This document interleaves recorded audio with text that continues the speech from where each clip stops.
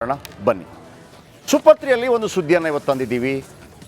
14 ವರ್ಷದಿಂದ ನಿವೇಶನಕ್ಕಾಗಿ ಹೋರಾಟ ಮಾಡ್ತಾ ಇದ್ದಾನೆ ವಿಶೇಷ ಚೇತನ.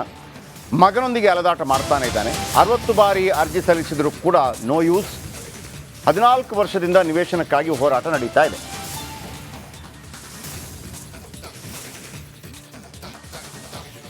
ಅರವತ್ತು ಬಾರಿ ಅರ್ಜಿ ಸಲ್ಲಿಸಿದರೂ ಕೂಡ ನೋ ಯೂಸ್. ಯಾಕೆ ಹೀಗೆ? ಒಂದು ನಿವೇಶನಕ್ಕಾಗಿ ಒಂದಲ್ಲ ಎರಡಲ್ಲ ಬರೋಬ್ಬರಿ 14 ವರ್ಷ. ರಾಮನ ವನವಾಸ ಕೂಡ ಅಂತ್ಯಗೊಂಡಿದೆ 14 ವರ್ಷದಲ್ಲಿ. ಜೀವಾವಧಿ ಶಿಕ್ಷೆ ಕೂಡ ಕೊನೆಗೊಳ್ಳುತ್ತೆ 14 ವರ್ಷದಲ್ಲಿ. 14 ವರ್ಷದಲ್ಲಿ ಜೀವಾವಧಿ ಶಿಕ್ಷೆ ಕೂಡ ಕೊನೆಗೊಳ್ಳುತ್ತೆ. ಆದರೆ ದಪ್ಪ ಚರ್ಮದ ಅಧಿಕಾರಿಗಳು ಇದರ ಬಗ್ಗೆ ಗಮನ ಹರಿಸ್ತಾ ಇಲ್ಲ. ಏನದು ನೋಡಿ, ಒಂದು ನಿವೇಶನಕ್ಕಾಗಿ ಆತ ಒಂದಲ್ಲ ಎರಡಲ್ಲ 14 ವರ್ಷ ಅಲೆದಾಡ್ತಾ ಇದ್ದಾನಂತೆ. ಒಂದು ನಿವೇಶನ ಅಂದರೆ ನಿಮಗೆ 120 ಏನೋ 1 ಕೋಟಿ 2 ಕೋಟಿ ಅಂಥದ್ದೆಲ್ಲ ನಿವೇಶನ. ಯಾವುದೋ ಒಂದು ಕಾಂಜಿ ಪಿಂಜಿ ಒಂದು ಸಣ್ಣ ನಿವೇಶನ ಅದು. ಆತ ಸವೆಸಿದ ಚಪ್ಪಲಿಗಳಿಗೆ ಲೆಕ್ಕ ಇಲ್ಲ. ಈ ದಪ್ಪ ಚರ್ಮದ ಅಧಿಕಾರಿಗಳು, ಜನಪ್ರತಿನಿಧಿಗಳು ಈತನ ಕೂಗಿಗೆ ಸ್ಪಂದಿಸ್ತಾ ಇಲ್ಲ. ಬಟ್ ನಾವ್ಯಾಕೆ ಈತನ ಸುದ್ದಿಯನ್ನು ಇಷ್ಟು ದೊಡ್ಡ ಮಟ್ಟದಲ್ಲಿ ತಗೊಂಡ್ವಿ ಅಂತಂದ್ರೆ ಅದಕ್ಕೊಂದು ಕಾರಣ ಇದೆ. ಬನ್ನಿ ನೋಡೋಣ ಆ ರಿಪೋರ್ಟ್ ಏನು.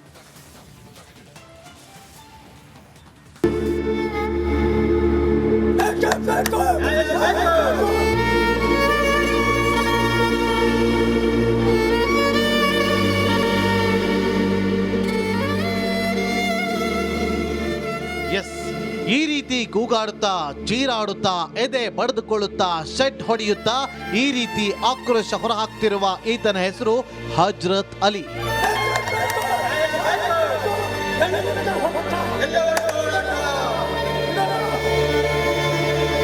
ಹಜ್ರತ್ ಅಲಿ ನಿತ್ಯ ಬೆಳಗ್ಗೆ ಸರ್ಕಾರಿ ಕಚೇರಿ ಎದುರಿಗೆ ಬಂದು ತನ್ನ ಹಕ್ಕನ್ನ ಕೇಳುತ್ತಿದ್ದಾನೆ. ಇದು ನಿನ್ನೆ ಮೊನ್ನೆಯ ಸಿಟ್ಟಲ್ಲ, ಸತತ 14 ವರ್ಷದ ಸಿಟ್ಟು.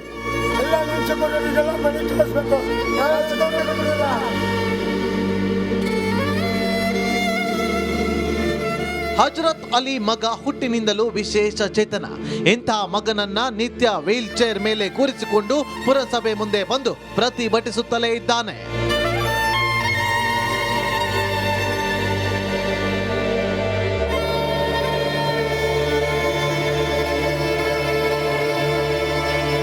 ಅಷ್ಟಕ್ಕೂ ಈ ದೃಶ್ಯ ಕಂಡು ಬಂದಿದ್ದು ಶಿಕಾರಿಪುರದ ಪುರಸಭೆ ಮುಂದೆ.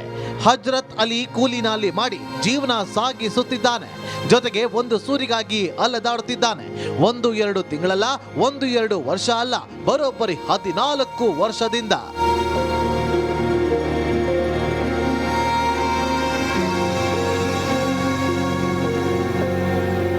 ಹಜ್ರತ್ ಅಲಿ ನಿವೇಶನಕ್ಕಾಗಿ 60 ಬಾರಿ ಪುರಸಭೆಗೆ ಅರ್ಜಿ ಸಲ್ಲಿಸಿದ್ದಾನೆ. ಆದ್ರೆ ಇಲ್ಲಿ ತನಕ ಬರೀ ಚಪ್ಪಲಿ ಸವೆಸಿದ್ದೇ ಆಯ್ತು. ಡಿಸಿ ಪುರಸಭೆಗಳ ಮುಂದೆ ಪ್ರತಿಭಟನೆ ಮಾಡಿದ್ರೂ ಪ್ರಯೋಜನವಾಗಿಲ್ಲ.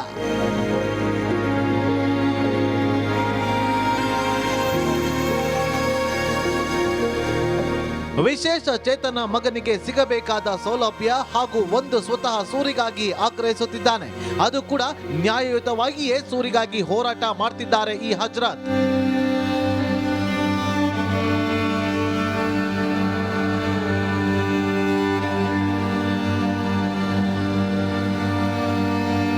ಒಟ್ಟಿನಲ್ಲಿ ಒಂದು ಸೂರಿಗಾಗಿ ಈತ 14 ವರ್ಷದಿಂದ ಹೋರಾಟ ಮಾಡುತ್ತಿದ್ದಾನೆ. ನೋಡೋಣ ಸೂಪರ್ 3ಯಲ್ಲಿ ವರದಿ ಪ್ರಸಾರ ಆದ್ಮೇಲಾದ್ರೂ ಒಂದು ಸೂರು ಸಿಗುತ್ತಾ? ಭೀಮಾ ನಾಯಕ್, ರಿಪಬ್ಲಿಕ್ ಕನ್ನಡ, ಶಿವಮೊಗ್ಗ.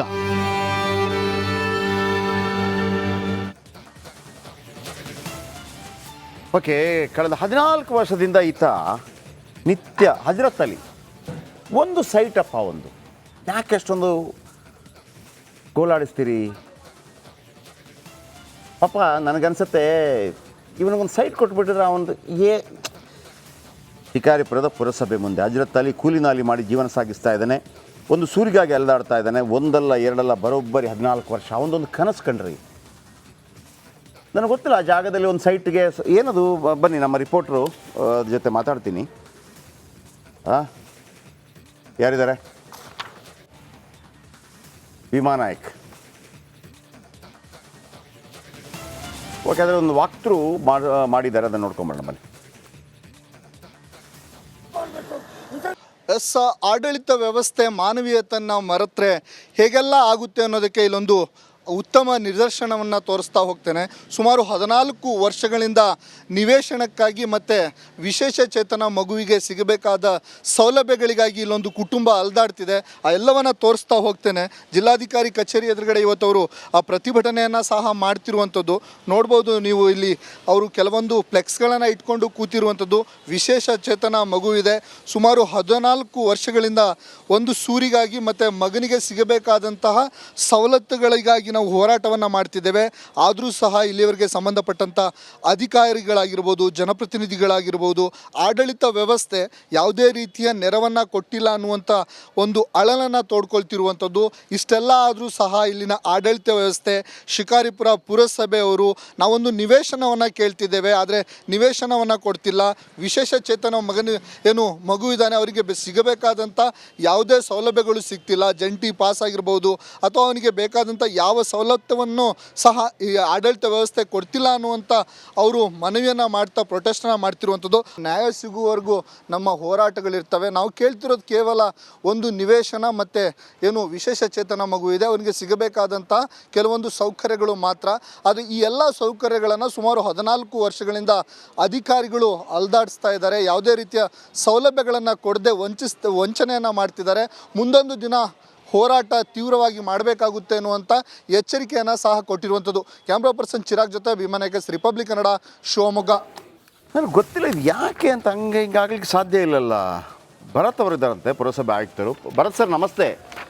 ಸರ್ ನಮಸ್ತೆ, ಪುರಸಭೆ ಚೀಫ್ ಆಫೀಸರ್ ಮಾತಾಡ್ತಿರೋದು ಸರ್. ಸರ್ ನಾನು ಜಯಪ್ರಕಾಶ್ ಶೆಟ್ಟಿ ಮಾತಾಡ್ತಿರೋ ಸರ್, ರಿಪಬ್ಲಿಕ್ ಕನ್ನಡದಿಂದ. ನಮಸ್ತೆ. ನಮಸ್ತೆ ಸರ್. ನಮಸ್ತೆ ಸರ್. ಏನಿಲ್ಲ, ನನಗೆ ಅದೊಂದು ಭಾಳ ಆಶ್ಚರ್ಯ ಆಗ್ತಾಯಿದೆ. ಅಂದರೆ ಯಾಕೆ, ಏನು 14 ವರ್ಷದಿಂದ ಬೇರೆ ಏನಾದರೂ ಇಶ್ಯೂಸ್ ಇದೆಯಾ ಅಂತೇಳಿ ನನಗೆ ಗೊತ್ತಿಲ್ಲ ಸರ್. ಅದಕ್ಕೆ ನಾನು ನಿಮ್ಮ ಹತ್ರ ಕೇಳ್ತಾ ಇರೋದು. ಏನು ಸರ್ ಆ ಪ್ರಾಬ್ಲಮ್, ಏನಾದರೂ ಸೊಲ್ಯೂಷನ್ ಇದೆಯಾ, ಏನು ಕತೆ ಅದು? ಸರ್ ನಿನ್ನೆ ಶಿವಮೊಗ್ಗದಿಂದನೂ ಫೋನ್ ಮಾಡಿದ್ರು ಸರ್ ಇದೇ ವಿಚಾರಕ್ಕೆ. ಅವರಿಗೂ ಬ್ರೀಫ್ ಮಾಡಿದ್ದೆ. ಹಜರತ್ ಅಲಿ ಅವ್ರದ್ದು ನಾನು ನೋಡಿದ್ದೀನಿ ಸರ್ ಫೈಲ್. ಏನಂತಂದ್ರೆ ನಿವೇಶನ ರಹಿತರ ಪಟ್ಟಿಯಲ್ಲಿ ಅವ್ರದ್ದು ಇದೆ ಸರ್. ಓಕೆ. ಬಟ್ ನಮ್ಮಲ್ಲಿ ಶಿಕಾರಿಪುರ ಟೌನ್ ಅಲ್ಲಿ ನಿವೇಶನ ರಹಿತರಿಗೆ ಸೈಟ್ ಹಂಚಿಕೆ ವಿಚಾರದ್ದು ಯಾವುದು ಇವಾಗ ಯಾವುದು ಮಾಡ್ತಾ ಇಲ್ಲ ಸರ್. ನಾವು ಪ್ರಕ್ರಿಯೆ ಯಾವುದು ಇಲ್ಲ. ಮುಂಚೆ ಆಗ್ಲಿ ಸೈಟ್ ಎಲ್ಲ ಹಂಚಿ ಕೊಟ್ಟಿರೋದು.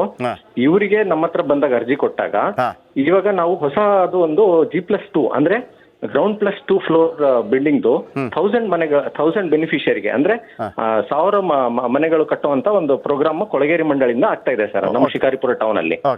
ಅದು ಅಪ್ರೂವಲ್ ಸ್ಟೇಜ್ ಅಲ್ಲಿ ಇದೆ. ಅದಕ್ಕೆ ನಮ್ಮ ಕೆಲಸ ಏನಿತ್ತು ಅಂತಂದ್ರೆ ನಿವೇಶನ ರಹಿತರ ಪಟ್ಟಿನ ಮಾಡಿ ಯಾರು ಆಸಕ್ತಿ ಇದ್ದಾರೆ ಅವ್ರದ್ದು ಲಿಸ್ಟ್ ಮಾಡ್ಕೊಡಿ ಅಂತ ಹೇಳಿದ್ರು ಸರ್. ಸೊ ಒಂದ್ಸರಿ ಮೀಟಿಂಗ್ ಮಾಡ್ಬಿಟ್ಟು ಆಶ್ರಯ ಸಮಿತಿಯಲ್ಲಿ ಇಟ್ಬಿಟ್ಟು ನಾವು ಎಲ್ರಿಗೂ ಕರ್ಸ್ಬಿಟ್ಟು ಒಂದು ಮಾಹಿತಿ ಕಾರ್ಯಾಗಾರನು ಮಾಡಿದ್ವಿ ಸರ್. ಅವರಿಗೆಲ್ಲ ನಾವು ಎಲಿಜಿಬಿಲಿಟಿ ಲಿಸ್ಟ್ ಅಲ್ಲಿ ಹಾಕಿ ಕೊಡ್ತಾ ಇದ್ದೀವಿ. ಅದರಲ್ಲಿ ಹೇಗಿರುತ್ತಂತಂದ್ರೆ ಶೇರಿಂಗ್ ಪ್ಯಾಟರ್ನ್ ಇರುತ್ತೆ ಸರ್. 1.25 ಲಕ್ಷ ಬೆನಿಫಿಷಿಯರಿ ಕಟ್ಟಬೇಕು, ಇನ್ನು 5.5 ಲಕ್ಷ ಬ್ಯಾಂಕ್ ಇಂದ ಲೋನ್ ಬರುತ್ತೆ ಸರ್ ಅವರಿಗೆ. ದಟ್ ಇಂಟ್ರೆಸ್ಟ್ ಸಬ್ಸಿಡಿ ಎಲ್ಲಿ ಇರುತ್ತೆ sir. So free of cost ನಿವೇಶನ ಕೊಡುವಂತ ಪದ್ಧತಿ.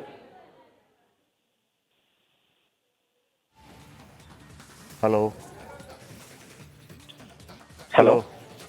ಹೇಳಿ ಸರ್, ಹೇಳಿ ಸರ್. ಅದೇ ಸರ್, ಸೊ G+2 ಮನೆ ನಿರ್ಮಾಣದ ಪ್ರೋಗ್ರಾಮ್ ಅಲ್ಲಿ ಎಲ್ರಿಗೂ ನಾವು ನಿವೇಶನ ಕೊಡೋ ತರ ಬಿಟ್ಟು ಸೂರು ಕೊಡೋ ಪ್ರೋಗ್ರಾಮ್ ಮಾಡ್ಕೊಂಡಿದೀವಿ ಸರ್. ಓಕೆ, ಅದು ಫ್ರೀ ಬರೋದಿಲ್ಲ ಸೂರು ಅಂತ. ಅದು ಓಕೆ ಅಂತ ಹಜರತ್ ಅಲಿಗೆ, ಅದು ಹಜರತ್ ಅಲಿಗೆ ಅವರಿಗೆ ಕೇಳ್ಬೇಕು ಸರ್. ಯಾಕಂದ್ರೆ ಬಹಳ ಸರಿ ಬಂದಾಗ ಅಪ್ಲಿಕೇಶನ್ ಇದು ಮಾಡಿ ಇವಾಗ ಯಾವ್ದು ಅಪ್ಲಿಕೇಶನ್ ಕ್ಲೋಸ್ ಆಗಿಲ್ಲ. ಯಾರ್ಯಾರು ಬರ್ತಾ ಇರ್ತಾರೋ ನಾವು ಆಸಕ್ತರ ಪಟ್ಟಿಯಲ್ಲಿ ನಾವು ಹಾಕ್ತಾ ಇರ್ತೀವಿ ಅಂತಾನು ಹೇಳ್ತಾ ಇದೀವಿ sir.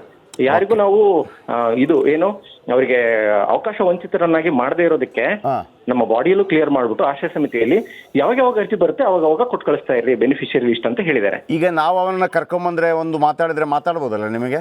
Definitely sir, definitely please sir. But 1.25 lakh ಇವನು ಕಟ್ಟಬೇಕಾ ಸ್ಟಾರ್ಟಿಂಗ್ ಅಲ್ಲಿ? ಹೌದು ಸರ್, ಹೌದು. ಯಾಕಂದ್ರೆ ಅದು ಗೌರ್ಮೆಂಟ್ ಇದರಲ್ಲಿ G+2 ಅಂದ್ರೆ ಯಾವುದೇ ಸೂರು ಕಟ್ಟೋ ಇದು ಪ್ರೋಗ್ರಾಮ್ ಇದ್ರೆ ಅದರಲ್ಲಿ 6.5 ಲಕ್ಷದ್ದು ಒಂದು ಮನೆ ಕಟ್ಟಲಾಗುತ್ತೆ ಸರ್. G+2 ಅಲ್ಲಿ ಲೋನ್ ಕೊಡ್ತಾರೆ. ಹೌದು ಸರ್, ಬ್ಯಾಂಕಿನ ಲೋನ್ ಕೊಡ್ತಾರೆ, ಮನೆನೇ ಸಿಗತ್ತೆ. ಅವರಿಗೆ ಇವಾಗ ಏನಂತಂದ್ರೆ ಕೊಳಗೇರಿ ಮಂಡಳಿಯಿಂದ ಇಂಪ್ಲಿಮೆಂಟ್ ಮಾಡೋ ಸ್ಟೇಜ್ ಅಲ್ಲಿ ಸರ್ ಏನ್ ಮಾಡ್ತಾರೆ, ಅವರಿಗೆ ಲೋನ್ ಸ್ಯಾಂಕ್ಷನ್ ಆಗುತ್ತೆ. ಲೋನ್ ಸ್ಯಾಂಕ್ಷನ್ ಆಗ್ಬಿಟ್ಟು ಅವರಿಗೆ ಇಂಟ್ರೆಸ್ಟ್ ಸಬ್ವೆನ್ಷನ್ ಇರ್ಬೋದು ಸರ್ ಮೋಸ್ಟ್ಲಿ ಆ ಪ್ರೋಗ್ರಾಮ್ ಅಲ್ಲಿ. ಇವರು ಸ್ಟಾರ್ಟಿಂಗ್ ಇಷ್ಟು ಡೆಪಾಸಿಟ್ ಅಂತ ಕಟ್ಟಬೇಕು, ಕಟ್ಟಿದ ನಂತರ ತಿಂಗಳ ಕಂತು ಕಟ್ಕೊಂತ ಹೋಗ್ಬೇಕು ಸರ್. ಸೊ ಅವಾಗ ಅವರಿಗೆ ಸೂರು ಆಗುತ್ತೆ. Okay. ಮುಂಚೆ ಆಕ್ಚುಲಿ ಏನಿತ್ತು, ನಾವು ನಿವೇಶನ ಕೊಟ್ಬಿಟ್ಟು ಆಮೇಲೆ ನಾವು ಮನೆ ಅರಸ್ ಬಡಾವಣೆದೋ ಯಾವ್ದಾದ್ರು ಒಂದು ಸ್ಕೀಮಲ್ಲಿ ಅಥವಾ ಇದು ಅಂಬೇಡ್ಕರ್ ನಿಗಮ ಸ್ಕೀಮಲ್ಲಿ ಹಾಕಿಸ್ತಾ ಇದ್ವಿ. ಇದು ಮಲ್ಟಿ ಸ್ಟೋರ್ ಮನೆಗಳ ಮಲ್ಟಿ ಸ್ಟೋರಿ ಮನೆಗಳು ಸರ್, ಗ್ರೌಂಡ್ ಪ್ಲಸ್ 2 ಫ್ಲೋರಿ. 1, 2, 3. ಹೌದು ಸರ್, ಹೌದು. ಗ್ರೌಂಡ್ ಮೇಲೆ 2, 3 ಮನೆಗಳು. ಹೌದು. ಒಂದು ಮನೆ ಇವರಿಗೆ. ಒಂದ್ ಮನೆ ಇವರಿಗೆ ಅನ್ನೋದು ನಾವು ಆ ಥರ ಎಲ್ರಿಗೂ ಕೊಟ್ಟಿದ್ದೀವಿ ಸರ್. 2,000ದಿಂದ 2,500 ಅಪ್ಲಿಕೇಶನ್ಸ್ ಬಂದಿದ್ದಾವೆ ಸರ್. ಬಂದಿದೆ. ಒಂದು ವೇಳೆ ಸರ್, ನಾನು ಹಂಗೇನಲ್ಲ, ಒಂದು ವೇಳೆ ಈಗ ನಾನು ಬೇಕಿದ್ರೆ ನಮ್ಮ ಭೀಮಾನಾಯಕ್ ಜೊತೆ ಅಲ್ಲಿ ಕರ್ಕೊಂಡ್ಬರ್ತೀನಿ ನಿಮ್ಮ ಬಳಿಗೆ. ಹಾಂ ಸರ್, ಅವರೇ ಫೋನ್ ಮಾಡಿದ್ರು ಸರ್, ಭೀಮಾನಾಯಕ್ ಸರ್. ಹೌದು, ಗೊತ್ತಾಯ್ತು. ಅಲ್ಲ, ಅವರನ್ನು ಹಜ್ರತ್ ಅಲಿನೂ ಕರ್ಕೊಂಬರೋಣ ಬೇಕಿದ್ರೆ, ಒಂದು ಅಪ್ಲಿಕೇಶನ್ ನೋಡೋಣ ನಾವು ಬೇಕಿದ್ರೆ. ಅದಕ್ಕೆ ಅಂದರೆ 14 ವರ್ಷದಿಂದ, ಯಾಕೆ ಅಂದರೆ ಪಾಪ ಯಾರಿಗೂ ಫಲಾನುಭವಿಗಳಿಗೆ ತೊಂದರೆ ಆಗಬೇಕು, ಇವ್ರದ್ದು ಮುಖ್ಯವಾಗಿ ತಗೊಳ್ಳಿ ಅಂತಲ್ಲ, 14 ವರ್ಷದಿಂದ ಹೋರಾಟ ಮಾಡ್ತಾ ಇರೋವಾಗ ನನಗೆ ಅವರನ್ನು ನೋಡುವಾಗ ಅಟ್ಲೀಸ್ಟ್ ಒಂದು ಮನೆ ಸಿಗ್ತಲ್ಲ, ಸಮಾಧಾನ ಆಗಿಬಿಡುತ್ತೆ ಅನ್ನೋ ಒಂದು ವಿಶ್ವಾಸ. ಹೌದು. ಒಂದು ವೇಳೆ ದುಡ್ಡಿನ ಹೆಚ್ಚು ಕಡಿಮೆ ಆದರೂ ಕೂಡ 1 ಲಕ್ಷ 1.5 ಲಕ್ಷ ಎಲ್ಲಿಂದಾದರೂ ಮ್ಯಾನೇಜ್ ಮಾಡಬಲ್ಲೆ ಅಂತ ನನಗೊಂದು ವಿಶ್ವಾಸ ಇದೆ. ನಮ್ಮ ವೀಕ್ಷಕರ ಹತ್ರ ಏನೊಂದು ಮಾಡಬಲ್ಲೆ ಅಂತೇಳಿ. Thank you sir. ಬಂದಾಗ ಸ್ವಲ್ಪ this is what we can do sir. We can give them opportunity under G+2 program. ಖಂಡಿತ ಸರ್, ಬರುತ್ತೆ sir. Thank you sir. Thank you very much sir. Nice talking. Thank you. ಇಷ್ಟು ವಿಚಾರ ಅವರಿಗೆ 1.5 lakh cash ಕೊಡಬೇಕಾಗತ್ತೆ, ಮನೆ ಸಿಗುತ್ತೆ, 5.5 ಲಕ್ಷ ಲೋನ್ ಕೊಡ್ತಾರೆ, loan ಕಟ್ಟಬೇಕಾಗತ್ತೆ. ನಾನು ಭೀಮಾನಾಯಕ್ ಹತ್ರ ಕೇಳೋದು, ಇವರೇನು ಮಾಡ್ಕೊಂಡಿದ್ದಾರೆ ಈಗ, ಲೋನ್ ಕಟ್ಬೋದಾ ಅಥವಾ ಡೆಪಾಸಿಟ್ ಮಾಡಲಿಕ್ಕೆ 1.5 ಲಕ್ಷ. ನಾನು ಒಂದು ಭರವಸೆ ಕೊಡ್ತೀನಿ, 1.5 ಲಕ್ಷ ಹೆಂಗಾದರೂ ಮಾಡಿಸ್ಕೊಡಬಲ್ಲವು ನಾವು, ದೇವರ ದಯದಿಂದ ಏನಾದರೂ ಒಂದು ನಮ್ಮ ಕೆಲವು ಗೆಳೆಯರ್ತಾರೆಲ್ಲ ಸೇರಿಸಿ ಏನೋ ಮಾಡಬಲ್ಲವು ಅಂತೇಳಿ. ಪ್ರಶ್ನೆ ಇರೋದು ಆಮೇಲೆ ಈ 5.5 ಲಕ್ಷವನ್ನು ಅವರಿಗೆ ನೆಕ್ಸ್ಟ್ ಕಟ್ಟೋದಕ್ಕೆ ವ್ಯವಸ್ಥೆ ಇದೆಯಾ ಅಂತೇಳಿ. ಬ್ರೇಕ್ ಆದ ನಂತರ ಭೀಮಾನಾಯಕ್ ಒಂದು ಕೇಳಿ, ಸಾಧ್ಯ